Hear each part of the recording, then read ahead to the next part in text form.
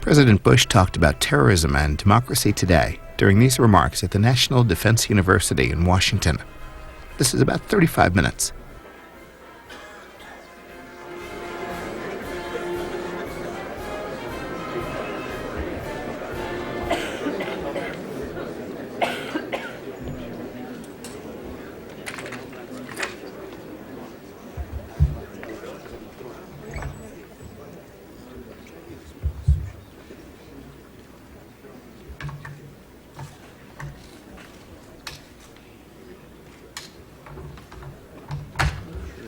Ladies and gentlemen, the President of the United States.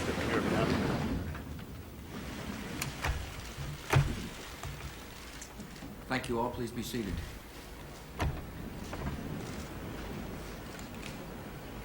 It is great to be back to this fine university. Many great military leaders of the 20th century, from Dwight Eisenhower to Colin Powell, studied on this campus. And today, the National Defense University is training a new generation of leaders who will serve and defend this nation in a new century. Americans are grateful for your devotion to duty, and so is your Commander-in-Chief.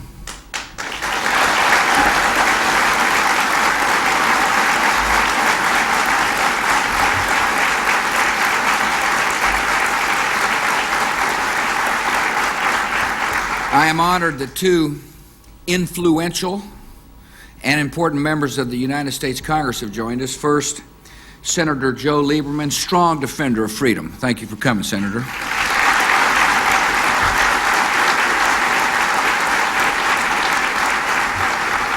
And the chairman of the House Armed Services Committee, Congressman Duncan Hunter. Proud you're here, Duncan. Thanks for coming.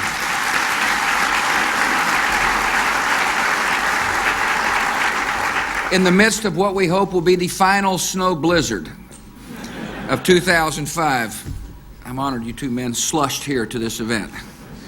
I appreciate so very much Lieutenant General Michael Dunn and his wife Pam for greeting me and for serving our nation. I want to thank all the National Defense University students for being here. I appreciate the staff for joining us. I want to thank the members of the Diplomatic Corps who have come today. It is an honor to see you all again. I want to thank my fellow Americans for caring about the subject of peace, and that's what I'm here to discuss. We meet at a time of great consequence for the security of our nation, a time when the defense of freedom requires the advance of freedom, a time with echoes in our history.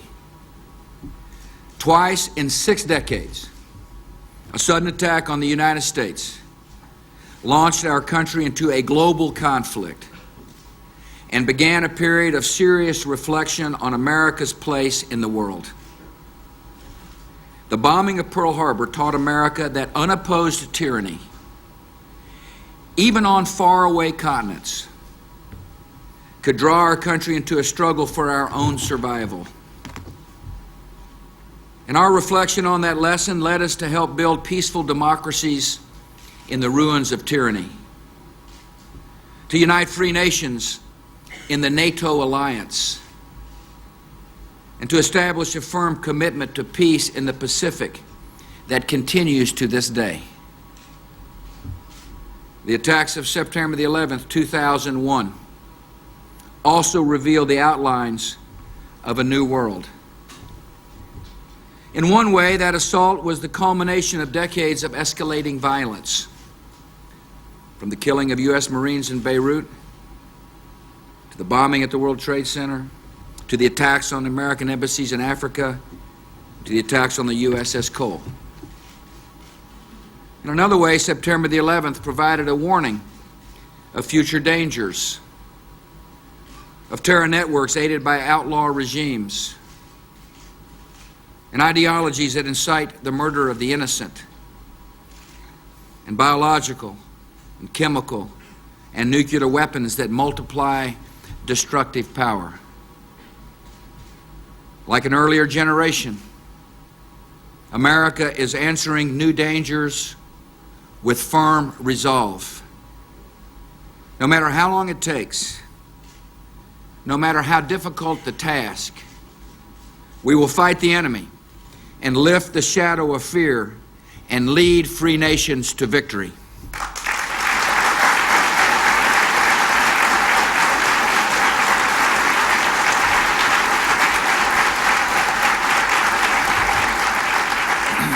Like an earlier generation, America is pursuing a clear strategy with our allies to achieve victory.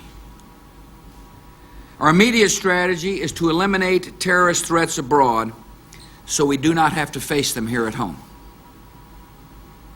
The theory here is straightforward. Terrorists are less likely to endanger our security if they're worried about their own security. When terrorists spend their day struggling to avoid death or capture, they are less capable of arming and training to commit new attacks. We will keep the terrorists on the run until they have nowhere left to hide. In 3.5 years, the United States and our allies have waged a campaign of global scale. From the mountains of Afghanistan to the border regions of Pakistan, to the Horn of Africa, to the islands of the Philippines, to the plains of north-central Iraq. The al-Qaeda terror network that attacked our country, it still has leaders, but many of its top commanders have been removed. There are still governments that sponsor and harbor terrorists, but their number has declined. There are still regimes seeking weapons of mass destruction, but no longer without attention and without consequence. Our country is still the target of terrorists who want to kill many and intimidate us all. We will stay on the offensive against them until the fight is won.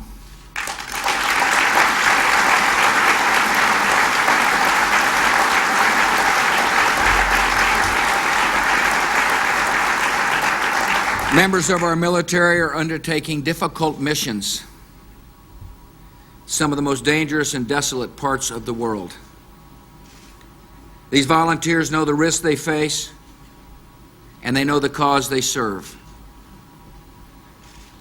As one Marine sergeant put it, I never want my children to experience what we saw in New York, at the Pentagon, and in Pennsylvania. He said, if we can eliminate whatever threat we can on foreign soil, I would rather do it there than have it come home to us. In this vital cause, some of our men and women in uniform have fallen. Some have returned home with terrible injuries. And all who sacrifice will have the permanent gratitude of the United States of America.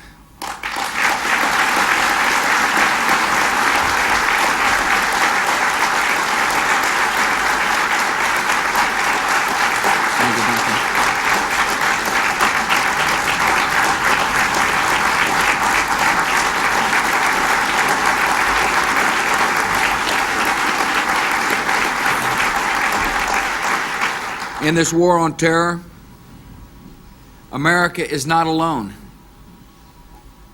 Many governments have awakened to the dangers we share and have begun to take serious action.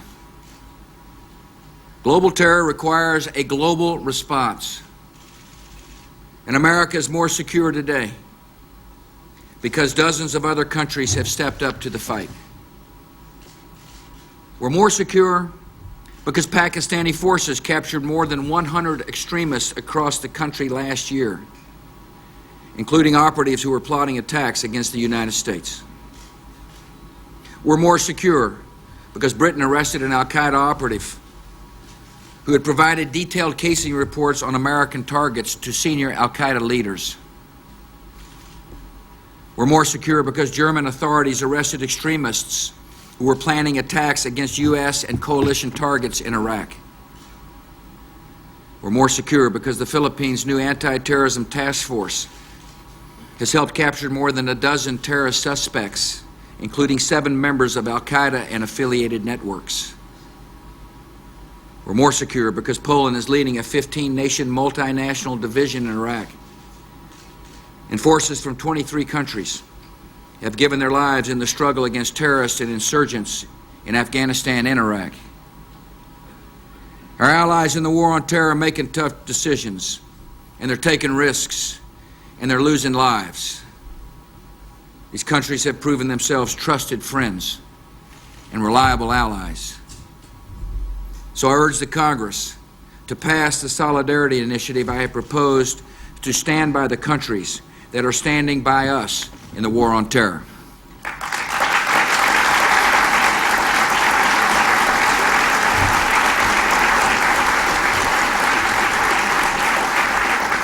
Our strategy to keep the peace in the longer term is to help change the conditions that give rise to extremism and terror, especially in the broader Middle East. Parts of that region have been caught for generations in the cycle of tyranny and despair and radicalism. When a dictatorship controls the political life of a country, responsible opposition cannot develop, and dissent is driven underground and toward the extreme. And to draw attention away from their social and economic failures, dictators place blame on other countries and other races and stir the hatred that leads to violence. This status quo of despotism and anger cannot be ignored or appeased, kept in a box or bought off. Because we have witnessed how the violence in that region can easily reach across borders and oceans. The entire world has an urgent interest in the progress and hope and freedom in the broader Middle East. The advance of hope in the Middle East requires new thinking in the region. By now, it should be clear that authoritarian rule is not the wave of the future. It is the last gasp of a discredited past. It should be clear that free nations escape stagnation and grow stronger with time because they encourage the creativity and enterprise of their people. It should be clear that economic progress requires political modernization, including honest representative government and the rule of law. And it should be clear that no society can advance with only half of its talent and energy. And that demands the full participation of women.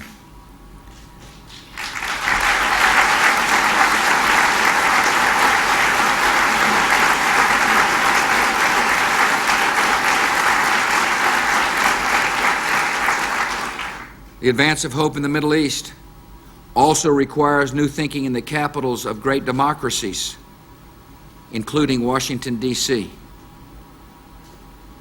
By now, it should be clear that decades of excusing and accommodating tyranny in the pursuit of stability have only led to injustice and instability and tragedy. It should be clear that the advance of democracy leads to peace, because governments that respect the rights of their people also respects the rights of their neighbors. It should be clear that the best antidote to radicalism and terror is the tolerance and hope kindled in free societies. And our duty is now clear. For the sake of our long-term security, all free nations must stand with the forces of democracy and justice that have begun to transform the Middle East.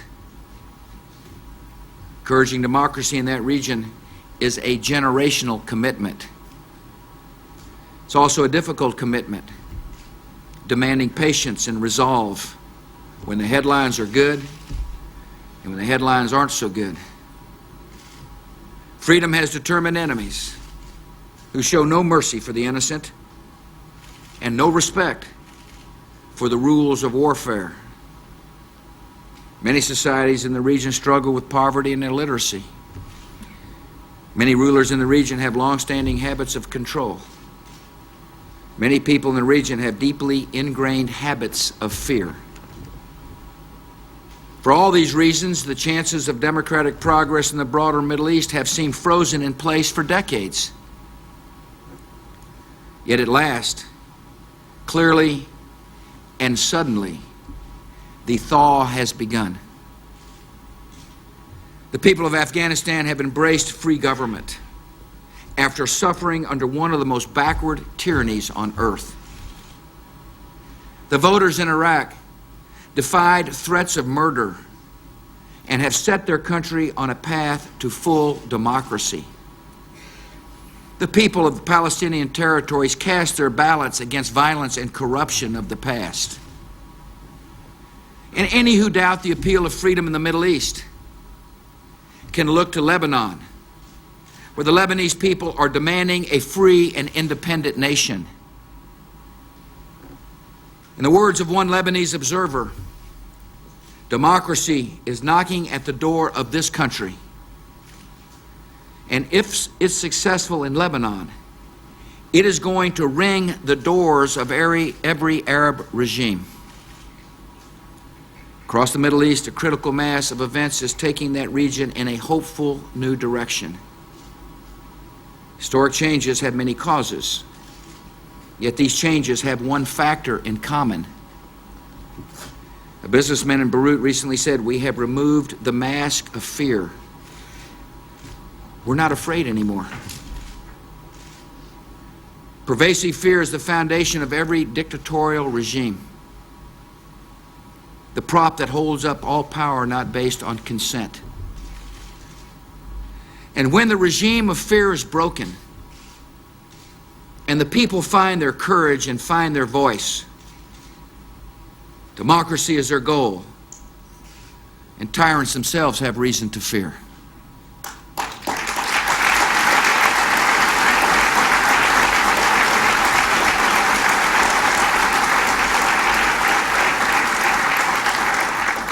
History is moving quickly, and leaders in the Middle East have important choices to make.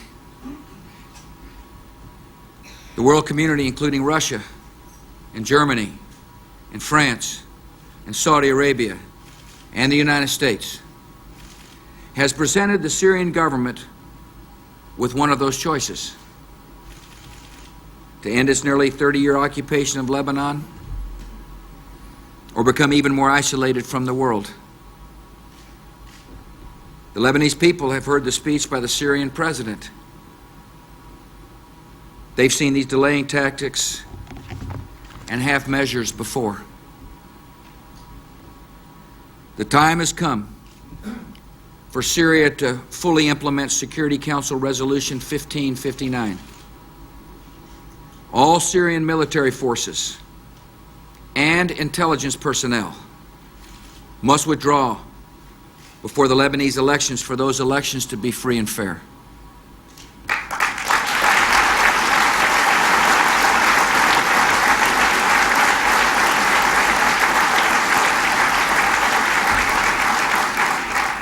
The elections in Lebanon must be fully and carefully monitored by international observers.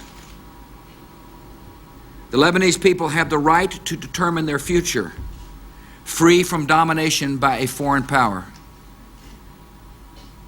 The Lebanese people have the right to choose their own parliament this spring, free of intimidation. And that new government will have the help of the international community in building sound political, economic, and military institutions so the great nation of Lebanon can move forward in security and freedom.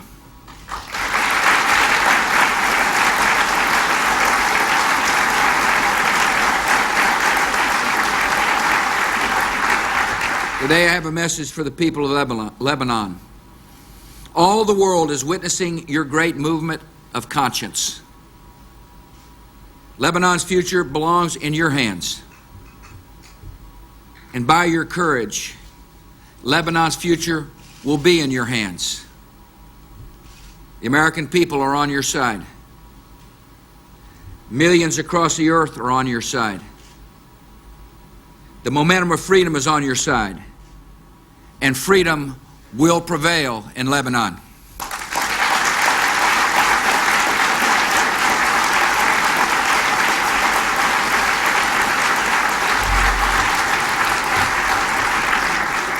America and other nations are also aware that the recent terrorist attack in Tel Aviv was conducted by a radical Palestinian group headquartered in Damascus. Syria, as well as Iran, has a long history of supporting terrorist groups determined to sow division and chaos in the Middle East. And there is every possibility they will try this strategy again. The time has come for Syria and Iran to stop using murder as a tool of policy and to end all support for terrorism.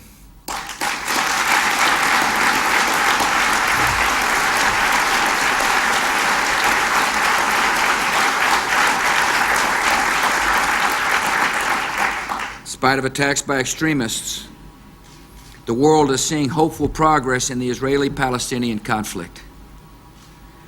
There is only one outcome that will end the tyranny and danger and violence and hopelessness and meet the aspirations of all people in the region. We seek two democratic states, Israel and Palestine, living side by side in peace and security.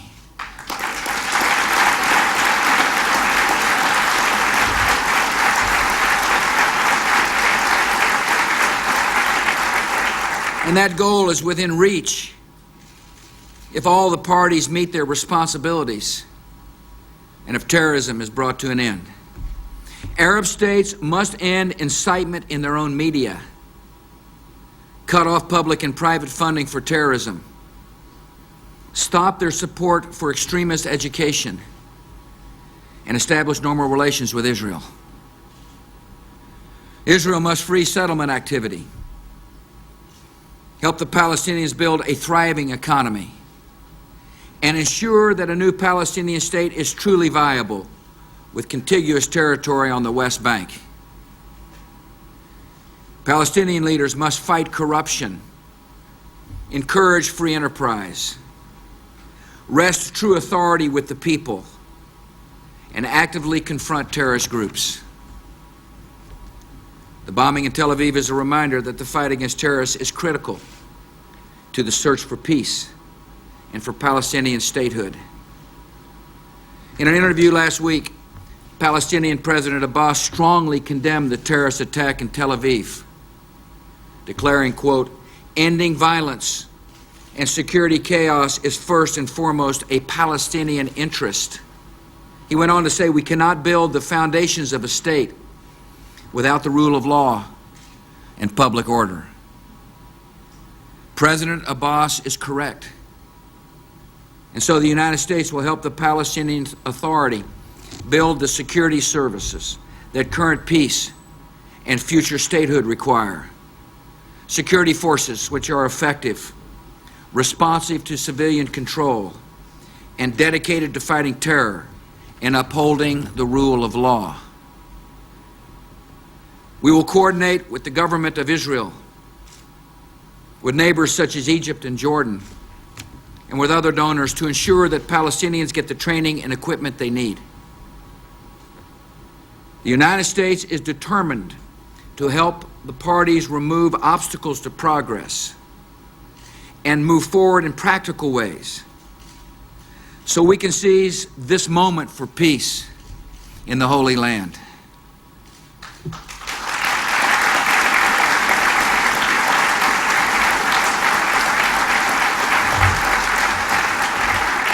In other parts of the Middle East, we're seeing small but welcome steps. Saudi Arabia's recent municipal elections were the beginning of reform that may allow greater participation in the future. Egypt has now the prospect of competitive, multi-party elections for president in September. Like all free elections, these require freedom of assembly, multiple candidates, free access by those candidates to the media, and the right to form political parties. Each country in the Middle East will take a different path of reform. And every nation that starts on that journey can know that America will walk at its side.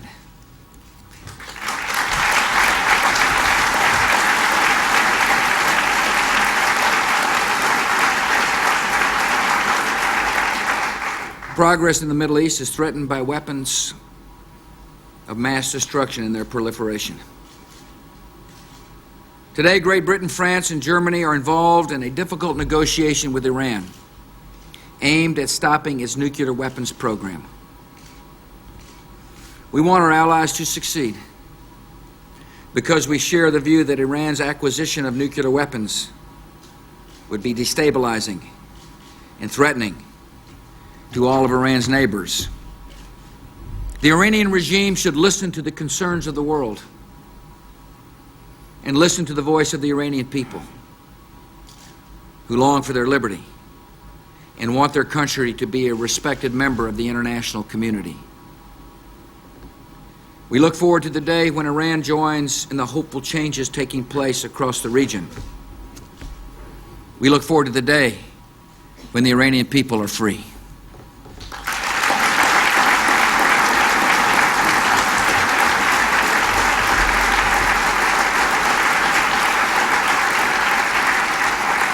Iran and other nations have an example in Iraq. The recent elections have begun a process of debate and coalition building, unique in Iraqi history and inspiring to see.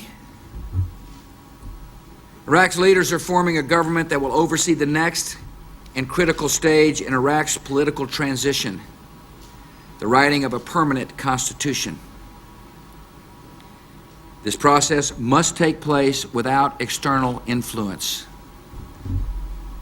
The shape of Iraq's democracy must be determined by the Iraqis themselves.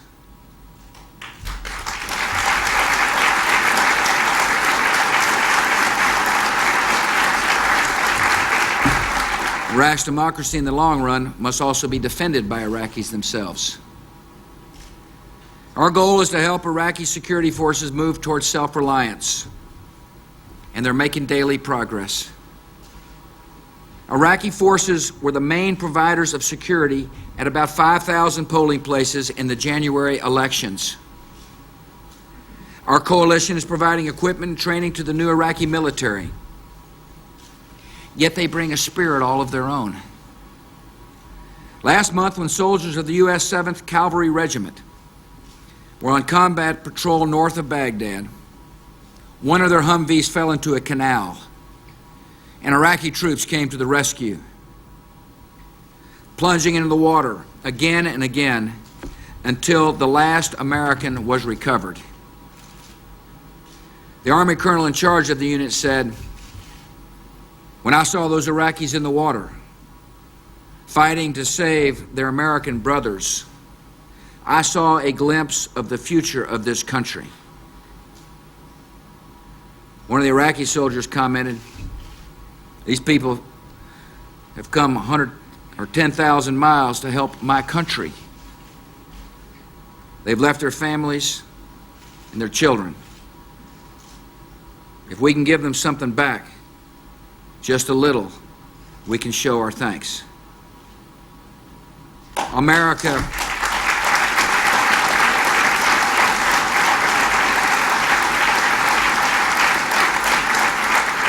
America is proud to defend freedom in Iraq, and America is proud to stand with the brave Iraqis as they defend their own freedom.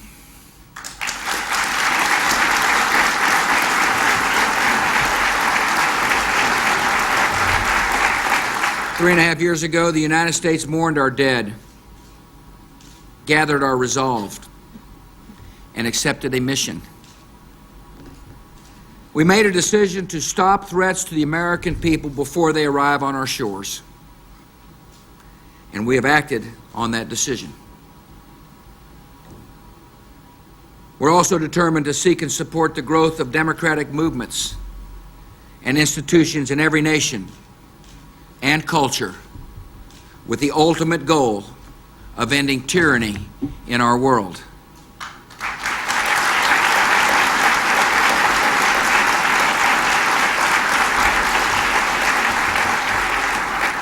This objective will not be achieved easily or all at once or primarily by force of arms.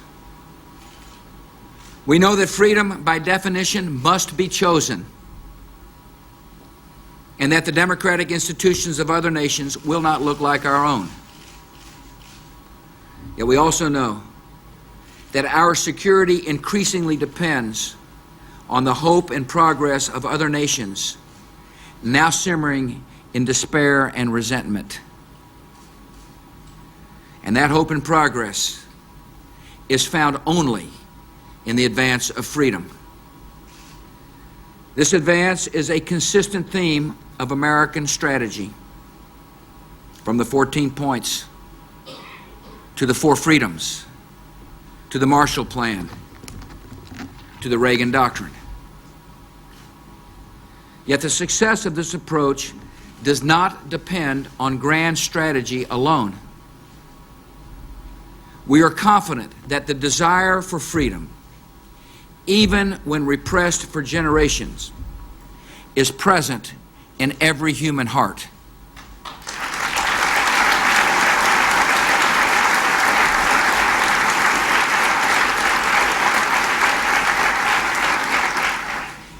And that desire can emerge with sudden power to change the course of history. Americans of all people should not be surprised by freedom's power. A nation founded on the universal claim of individual rights should not be surprised when other people claim those rights. Those who place their hope in freedom may be attacked and challenged, but they will not ultimately be disappointed, because freedom is the design of humanity, and freedom is the direction of history. In our time,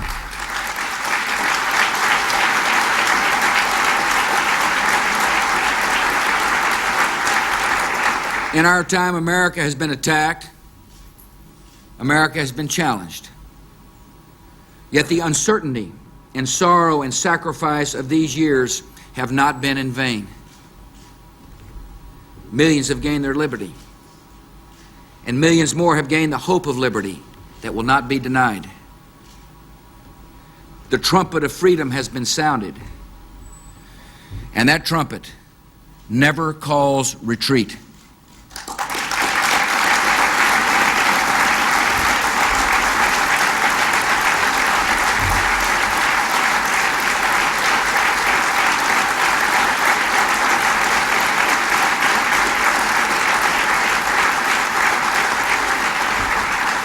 Before history is written in books, it is written in courage. The courage of honorable soldiers, the courage of oppressed peoples, the courage of free nations in difficult tasks. Our generation is fortunate to live in a time of courage, and we are proud to serve in freedom's cause. May God bless you all.